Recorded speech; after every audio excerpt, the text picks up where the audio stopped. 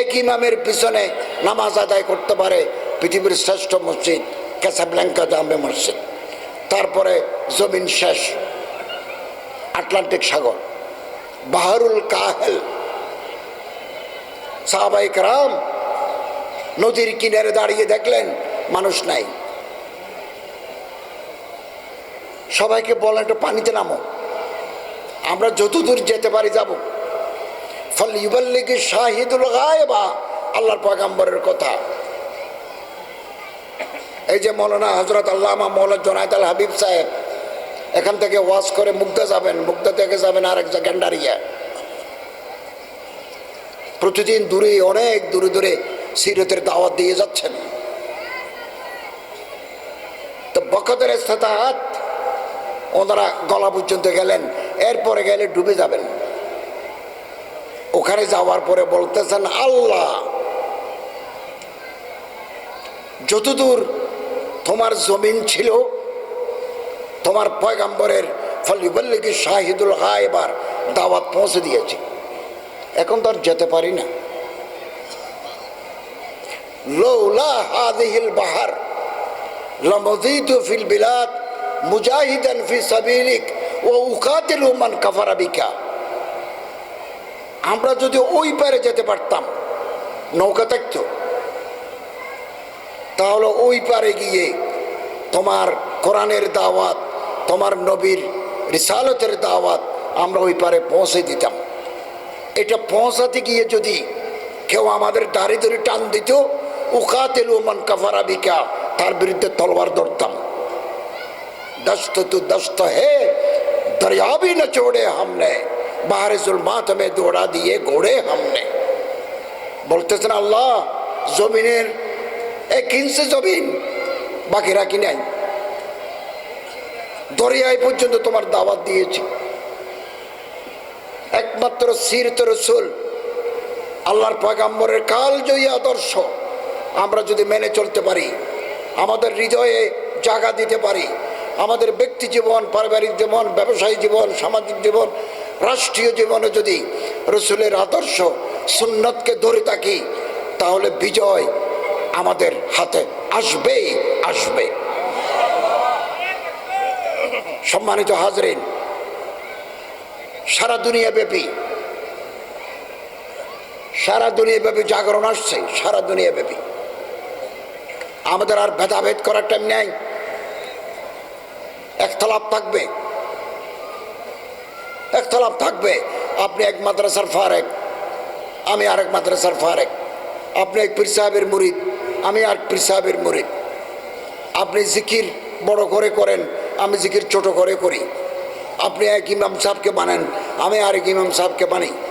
এগুলো আছে, এগুলো থাকবে, কিন্তু ইসলামের বৃহত্তর স্বার্থে আমি এবং আপনি এক এবং অভিন্ন।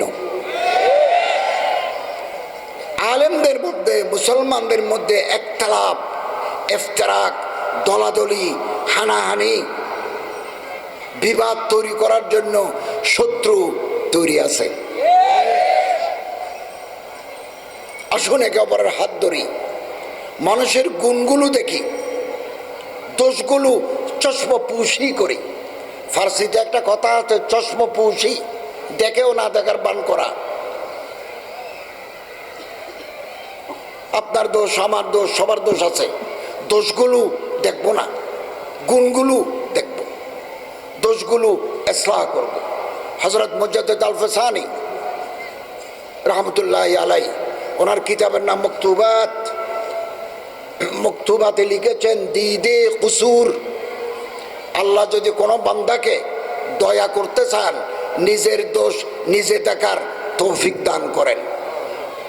আমরা আমাদের দোষ দেখি না, আমরা আপনাদের দোষ দেখি, আপনি আমাদের দোষ দেখেন। এক মুসলমান ভাই আরেক মুসলমান ভাইয়ের দোষ দেখেন, এই দোষটা ফেসবুকে লাল করে দিয়ে দেন। আমরা দিই, অন্যরা হাসে, বললো ঠিক আছে তো দিছো তো মারামারি। আমরা করি দলাদলি, আমরা করি বিভেদ, আল্লাহর দুশমনরা রাস্তায় দাঁড়িয়ে মুস্কি হাসে। ঐক্যই শক্তি, শক্তি শান্তি। আমরা আলহামদুলিল্লাহ, আসুন সিরাতুর রাসূলের চর্চা করি। বহু দামি দামি কিতাব বাজারে আছে, বহু দামি দামি কিতাব, মুদাল্লাল, মুফাসসাল, সাবলীল বাংলায় আমাদের তরুণ ভাইরা তর্জমা করেছেন। খুব কম কম বয়সী ছেলেরা তাদের বাংলা কত উচ্চ, আরবি থেকে বাংলা করছে যে কত উচ্চ। এটা বাংলা সাহিত্যে বাংলা ভাষার নবতর সংযোজন, আলেমরা এগিয়ে আসছেন। এবং পাবলিক কানেক্টিভিটি, জনসম্পৃক্ততা আমাদের বাড়াতে হবে। আমরা যেহেতু আগে ময়দানে ছিলাম, আগেও আমি আলেমদের সাথে আপনাদের সাথে ছিলাম, এখনো আছি, আগামী দিনেও থাকব। এবং এই জনসম্পৃক্ততা আমাদের কথা মানুষ ধরে, জোনায়েদ আল হাবিব সাহেবের কথা মানুষ ধরে, এবং হজরত মৌলানা হাবিবুল্লাহ মাহমুদ কাসিমি, হজরত মৌলানা নজরুল ইসলাম কাসিমি, আরিফ বিন হাবিব, আসাদ আল হোসাইন, মৌলানা আব্দুল হালিম সাহেব সহ যারা আছেন, ওনাদের কথা মানুষ শুনে ঘন্টার পর ঘন্টা বসে থাকে। এখানে যে সিরতের কথা শুনতেছেন, পয়সা দিতে হয় নাই। জোনায়েদ আল হাবিব সাহেব জানেন, বিদেশে এরকম কথা শুনতে হলে টিকিট কেটে ঢুকতে হয়। আমি আগামী সপ্তাহে লন্ডনে একটা বক্তৃতা করব, ওখানে দেখলাম টিকিট বেচা হচ্ছে, প্রায় টিকিট বিক্রি হয়ে গেছে। আমি কেবল 10 মিনিট বক্তৃতা করব। Oneness of Allah, the significance of the Holy Quran, and appeal to the younger generation. Cable 10 minute আমার বক্তৃতা লন্ডনে। এটার জন্য টিকিট কেটে ঢুকতেছে।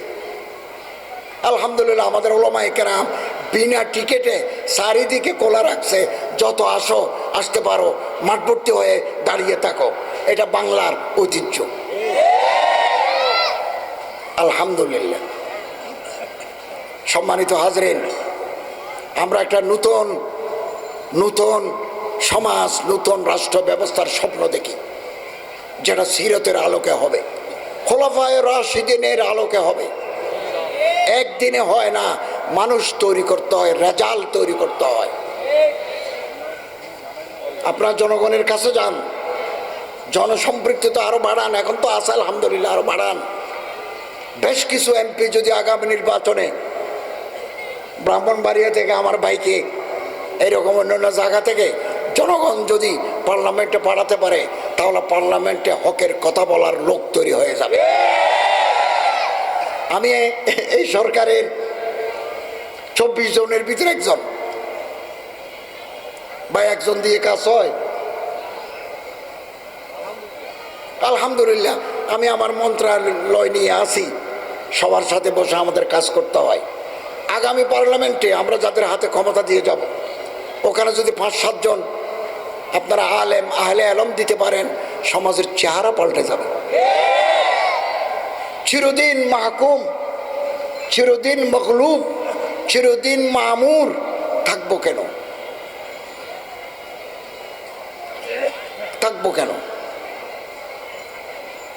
আলহামদুলিল্লাহ, বহু আলেম ওলামা মাদ্রাসা থেকে ফারেক হয়ে সচিবালয়, আজকে আমি সকালবেলা কালকা হাটাজারিতে তকরির করছি, সকালে ফ্লাইটে আসছি যে, তো আমার প্রোটোকলের জন্য যে ম্যাজিস্ট্রেট ছিল, উনি আলেম। ওনার দেখে মনে হয় না উনি সরকারের ম্যাজিস্ট্রেট, আলেম। লম্বা জামা গায়ে দেওয়া, দাড়ি সুন্নতি। এই সমাজ পাল্টাতে হবে। এই সমাজ পাল্টানোর জন্য আমাদের বড় আলেম, বড় ওয়ায়েজ, বড় মুফাসসির, বড় মুফতি আমাদের দরকার, স্পেশালাইজড আলেম দরকার। পাশাপাশি আমাদের কিছু ভাই যাদের জেহানত আছে, যাদের রগবত আছে, তারা আলহামদুলিল্লাহ বিসিএস দিয়ে সরকারের সচিব, ম্যাজিস্ট্রেট, টিএনও, ডিসি হবেন, বিচারক হবেন। এত বছর মাদ্রাসার ছাত্র জানলে উপরে উঠতে পারে নাই। কোথাও যদি দেখে দাখিল আলেম দৌরা, তারা আর উঠতে দেয় নাই। ইনশাআল্লাহ আজিজ আগামীতে এগুলো থাকবে না। জাতীয় বিশ্ববিদ্যালয়ে কোন একটা কলেজে ডিগ্রি খুলবে তো সাবজেক্ট আগে বাংলা, ঠিক আছে, ইংরেজি ঠিক আছে, রাষ্ট্রবিজ্ঞান ঠিক আছে, ইকোনমিক্স ঠিক আছে, সোশ্যোলজি ঠিক আছে, জিওগ্রাফি ঠিক আছে, ইসলামিক স্টাডিজ না। এক শ্রেণীর ইসলাম বিদ্বেষী লোক এক সময় জায়গায় জায়গায় বসেছিল, আগামী দিনে তারা থাকবে না ইনশাআল্লাহ। আমি প্রয়োজনে ভাইস চ্যান্সেলরের সাথে কথা বলবো যে আপনি ইসলামিক স্টাডিজ উপর যে বার, যে প্রতিবন্ধকতা ছিল এটা হটে দেন। কলেজে আমি তো এখানে আসার আগে একটা মাদ্রাসায় হাদিস পড়াতাম, একটা ইউনিভার্সিটিতে ক্লাস নিতাম, মাদ্রাসাতুল ইসলামিয়া, উলুমুল কোরআন মাদ্রাসাতুল ইসলামিয়া। আসার আগে আমি বহু বছর কলেজে প্রফেসরি করেছি। প্রথম যখন গেছি তখন ইসলামিক স্টাডিজ, অ্যারাবিক, ইসলামের ইতিহাস এগুলো নেওয়া যেত। পরে এমন কারিগরি সিস্টেম করে দিল, ইসলামের ইতিহাস নিলে স্টাডিজ নেওয়া যাবে না, স্টাডিজ নিলে অ্যারাবিক নেওয়া যাবে না। আমরা আসার পরে এমন সিস্টেম করে দিল, আরবি, ইসলামিক স্টাডিজ, ইসলামের ইতিহাস একেবারে না নিয়ে যে কোনো ছেলে আইএ পাস করতে পারবে। এটা হচ্ছে ইসলামকে, ইসলামী আদর্শকে, সিরত রসুলের নমুনাকে আস্তে আস্তে কোণঠাসা করে দেওয়ার চক্রান্ত। আমরা এই জঞ্জাল পরিষ্কার করতে চাই। আপনারা মাঠ থেকে আওয়াজ তুলবেন, ভিতরে আমরা আছি, বাইরে মৌলানা জুনায়েদ আল হাবিব, ভিতরে আফম খালিদ হোসেন। আল্লাহ তাআলা আমাদের সবাইকে তাকবীর, নারায়ে তাকবীর।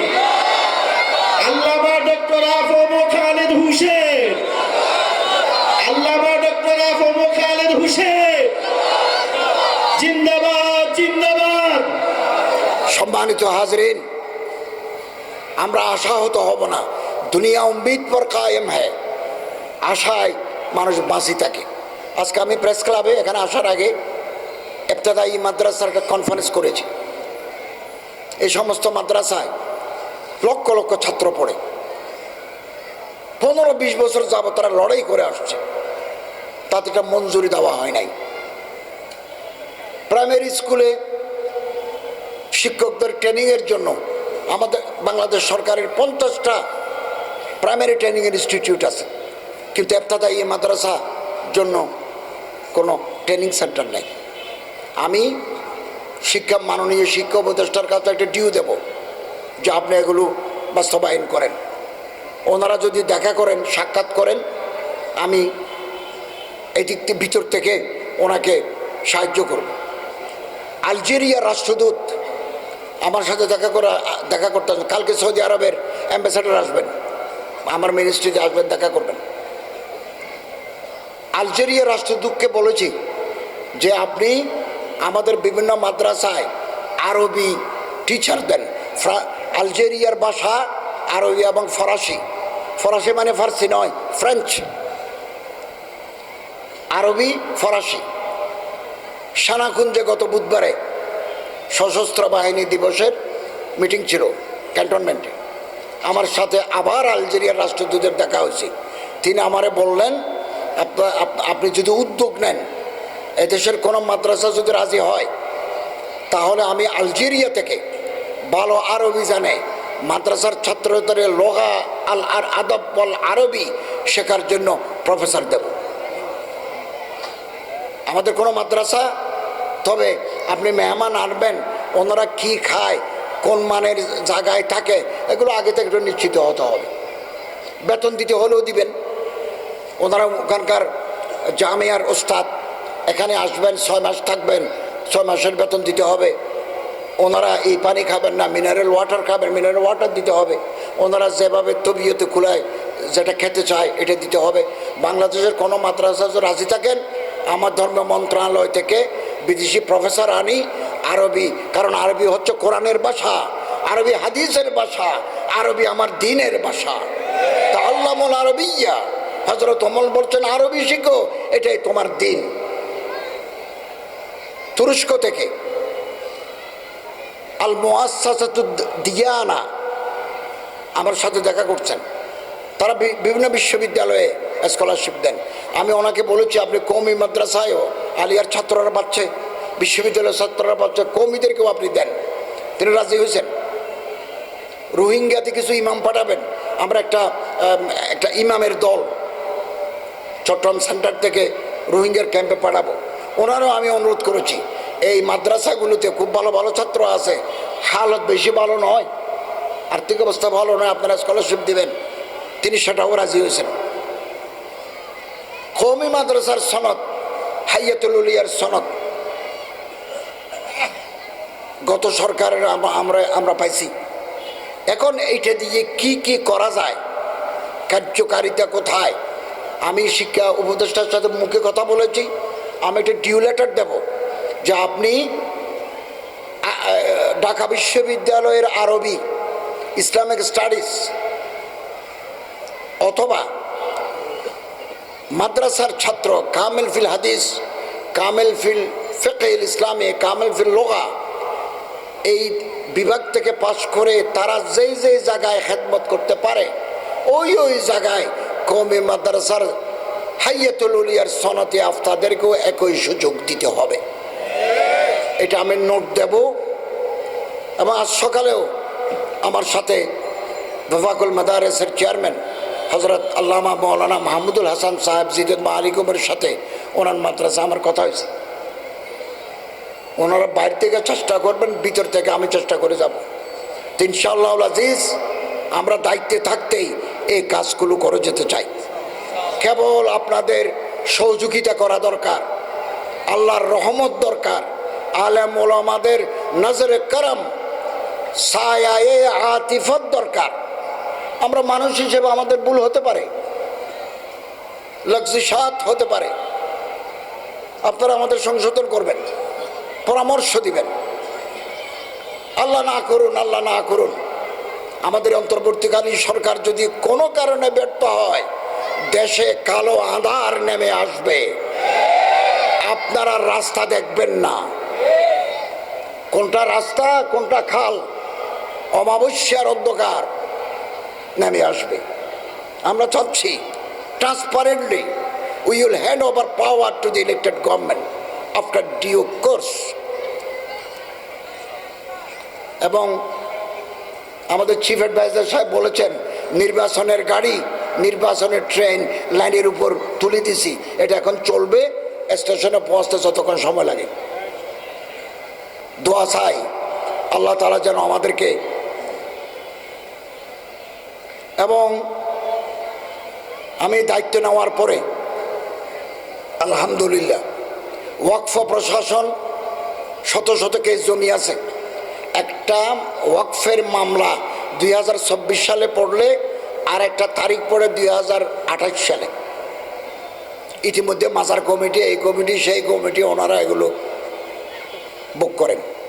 আইনমন্ত্রীর সাথে দেখা করে হাইকোর্ট স্পেশাল বেঞ্চ করতেছি, দুজন বিচারপতি আমাদের মামলাগুলো দেখবেন 6 মাসের ভিতরে শত শত মামলা আমরা নিষ্পত্তি করে দেব। 2, 100 কোটি টাকা খরচ করে বাইতুল মোকাররমকে নতুন করে সাজাবো, বিউটিফিকেশন অ্যান্ড ডেভেলপমেন্ট অফ বাইতুল মোকাররম। 1 লাখে 500 হয় সর্বোচ্চ পরিষদে। আমি অর্থমন্ত্রীকে বলেছি স্যার বাইতুল মোকাররম এটা পাস করাই দিতে হবে, বললে বাইতুল মোকাররম নিয়ে কোনো কথা নেই, পাস করাই দেবো। গত জুমাবারে জুমার নামাজ পড়ছে আন্তর্গিলা শাহী জামা মসজিদে, এটা ভেঙে যাচ্ছে। এটা মুঘল সম্রাট আওরঙ্গজেব ওনার মামা শায়েস্তা খান এই মসজিদ বানাইছিলেন 1667 খ্রিস্টাব্দে, 400-500 বছর আগে।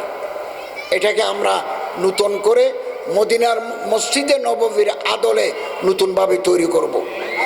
কুয়েত আমাদেরকে 10 কোটি টাকা দিয়েছেন, এটা আমাদের হাতে আছে। মসজিদ বানতে কিন্তু আরও অনেক কোটি টাকা লাগবে। টাকার জন্য আল্লাহর ঘর বন্ধ থাকবে না, নির্মাণ বন্ধ থাকবে না। আমি পরিকল্পনা করেছি জানুয়ারি মাসে ভিত্তিপ্রস্তর দেব। আমরা শেষ করতে পারবো না, আমাদের হাতে সময় নাই, আমরা সূচনা করে দিয়ে যাব ইনশাআল্লাহ। আগামী দিনে যারা আসবেন তারা এটাকে সুসম্পন্ন করবেন। ইসলামিক ফাউন্ডেশন স্থবির হয়ে আছে, প্রাণ নাই। আমরা ইসলামিক ফাউন্ডেশনের ভিতরে প্রাণের সঞ্চার করার জন্য উদ্যোগ গ্রহণ করেছি। আবার ইসলামী বিশ্বকোষ ছাপবে, আবার গবেষণা পত্রিকা বের হবে, ভালো ভালো আলেমদেরকে লেখক হিসেবে আমরা নিয়োগ করব। সব জায়গায় ইমাম মুয়াজ্জিন, ইমামদের মর্যাদা সমাজে নাই। আমি 16 বছর ইমাম ছিলাম, খতিব ছিলাম, আমেরিকায় বাড়ি আছে, আমারও দোয়া করার জন্য দেয় 50 টাকা। মনে করে যে হুজুর তো 50 টাকার হুজুর, অথচ আমি 30 লক্ষ টাকার গাড়ি নিয়ে মসজিদে যাই। আমরা একটা পে স্কেল করবো ইমাম মুয়াজ্জিন খতিবের জন্য, কাজ শুরু হয়েছে। ঢাকা বিশ্ববিদ্যালয়ের প্রফেসর সাহেব যে বেতন পান according to pay scale of 2015 corresponding এভাবে রেখে আমি কাজ শুরু করে দিয়েছি এক্সপার্টদের দিয়ে। একজন ইমামকে, একজন খতিবকে ওই মানের বেতন দিতে হবে। সরকারি মসজিদ, হাজার হাজার সরকারি মসজিদ আছে, বিভিন্ন কর্পোরেশনের মসজিদ আছে, হুজুরদের বেতন নেই। এটা হবে না, অর্থ মন্ত্রণালয়ের সাথে করে ইউনিফাইড বেতন স্কেল দিয়ে দেব। আর যারা বেসরকারি মসজিদ, টিএনও, ইউএনও অথবা ডিসির মাধ্যমে অথবা মেয়রের মাধ্যমে, কাউন্সিলরের মাধ্যমে আমরা এটা নজরদারি করব। মসজিদে 5 কোটি টাকা ব্যাংকে জমা, ইমামের বেতন দেয় না। ইমামকে ঈদাইন 2 ঈদের বোনাস দেয় না। এটা হবে না, এই নাইনসাফি হবে না, এই বৈষম্য হবে না। ইমামদের সামাজিক মর্যাদা বৃদ্ধি করার জন্য একেবারে গেজেট করে প্রজ্ঞাপন জারি করে দেব। হজে আমি প্রায় 1 লক্ষ টাকা কমিয়েছি, 1,09,000। ভাতের খরচ 40,000 টাকা বাদ দিলেও 70,000 টাকা কম। অতীতে কোনোদিন এত কম হয় নাই। আর আমরা সিদ্ধান্ত নিয়েছি সরকারের টাকায় কোনো ব্যক্তিকে আমরা হজ করাবো না। কেবলমাত্র হজের সাথে যারা যুক্ত, হজ ম্যানেজমেন্টের সাথে যারা যুক্ত, আমরা তাদেরকে নেব। আমি আপনাদেরকে সরকারি পর্যায়ে হজে যাওয়ার জন্য দাওয়াত দিচ্ছি। এবার আমরা গোয়েন্দা সংস্থা থেকে লোক নেব, ডিজিএফআই থেকে নেব, এনএসআই থেকে নেব, এসবি থেকে নেব, আরও গোয়েন্দা সংস্থা আছে আমাদের, ওখান থেকে লোক নেব। বেসরকারি এজেন্সি, সরকারি কর্তৃপক্ষ হাজিদেরকে কি কি সুযোগ সুবিধা দিচ্ছে, রাখছে কোথায়, কি মানের খাবার দেয়, হোটেলের এসি চলে কিনা, হোটেলের লিফট চলে কিনা, এগুলো তদারক করে ওনারা আমাদেরকে রিপোর্ট দেবেন। যারা দায়ী হবেন আইন অনুযায়ী আমরা তাদের বিরুদ্ধে ব্যবস্থা নেব। আমরা চেষ্টা করে যাচ্ছি, কেবল আপনাদের দোয়া দরকার, আল্লাহর রহমত দরকার। সম্মানিত হাজরিন, আমরা আমাদের ইমাম প্রশিক্ষণ একাডেমি থেকে যারা প্রশিক্ষণ নিয়েছেন 45 দিনের প্রশিক্ষণ দিয়ে আমরা বহু বছর যাবত এগুলো চলে আসছে। 45 দিন পাশ করে 15 টাকা চাঁদা দিবেন। এরপরে আপনি যদি অসুস্থ হয়ে যান, আপনার ছেলে যদি লিভার সোরাইসিস মারাত্মক রোগে আক্রান্ত হয়, আমরা আপনাকে এককালীন সাহায্য করব।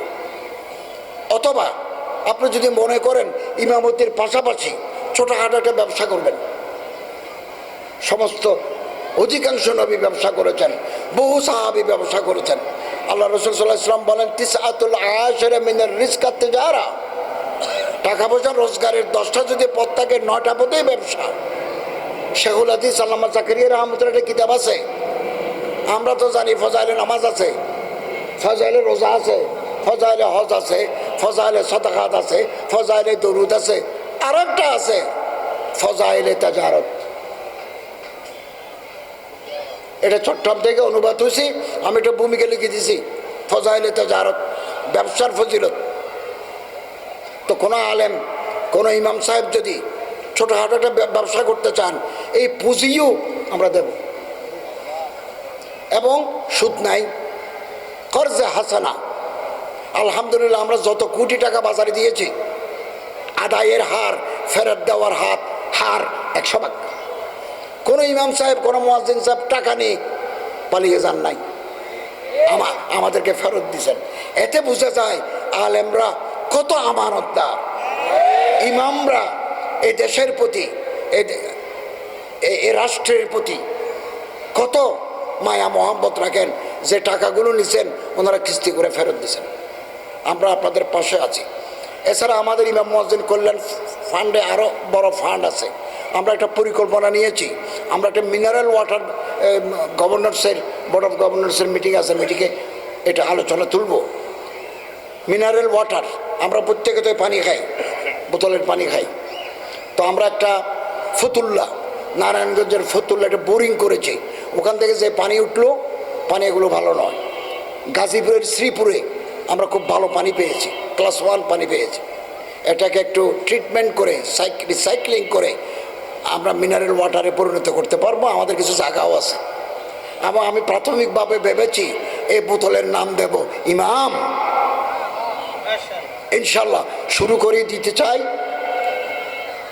হাতে একেবারে সময় কম, আর কিছুদিন সময় পেতাম, কাজ করতে একটু সুবিধা হইত। দোয়া করেন আল্লাহ তাআলা যেন আমাদের উপর অর্পিত দায়িত্ব যথাযথভাবে পালন করতে পারি, সেই তৌফিক আল্লাহ তাআলা আমাদের দান করুন। এবং ওলামাদের সাথে থাকবেন, ওলামাদের কথা মানবেন, সোহবতে বা আহলে দিল এটা লালন করবেন, পালন করবেন। ওলামা থেকে আলাদা হয়ে গেলে পথহারা হয়ে যাব, পথহারা হয়ে যাব। এবং আলহামদুলিল্লাহ বাংলাদেশের এই ওলামায়ে হক্কানি, ওলামায়ে রাব্বানি যুগ যুগ ধরে এলমে দ্বীনের, মসজিদ মাদ্রাসার, ইসলামিক জজবার, ইসলামিক সংস্কৃতির খেদমত করে যাচ্ছেন। আগামী দিনেও তারা করে যাবেন, এ খেদমত তারা আঞ্জাম দিচ্ছেন।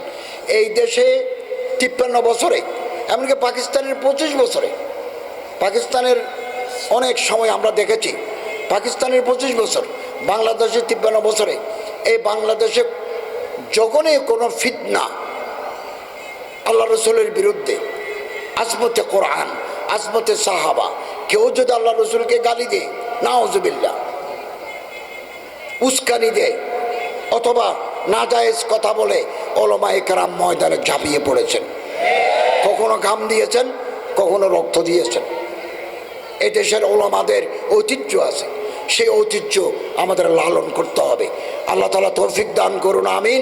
ওয়া আখিরু দাওয়ানা আনিল হামদুলিল্লাহি রাব্বিল আলামিন।